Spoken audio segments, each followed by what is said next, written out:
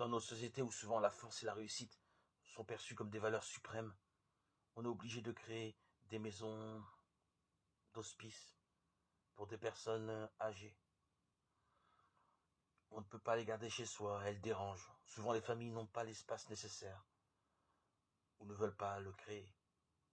Certaines de ces maisons ou institutions pour vieillards sont lugubres. Il y a peu d'animation. Les pensionnaires s'ennuient à mourir. Il n'y a pas d'activité organisée. Elles ont peu de visites. Dans les pays plus pauvres, les vieillards sont considérés comme des anciens à ne pas négliger car ils possèdent l'histoire. Ils sont l'histoire. Ils ont donc une dignité particulière qui appelle le respect. Dans les pays industrialisés, les vieillards ont perdu leur dignité et leur rôle. Ils gênent.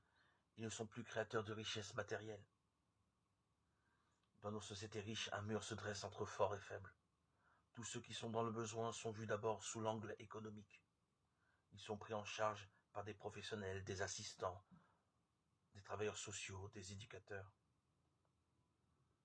C'est alors que les citoyens, individuellement ou collectivement, ne se sentent plus responsables des personnes faibles, de leur propre famille ou de leur entourage.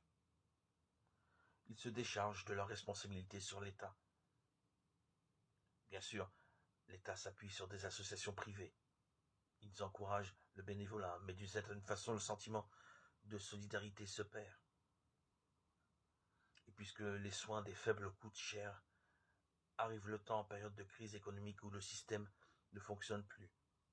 Les faibles sont un poids insurmontable. Il faut s'en séparer. Ils sont un poids qui empêche la réalisation d'autres projets plus intéressants.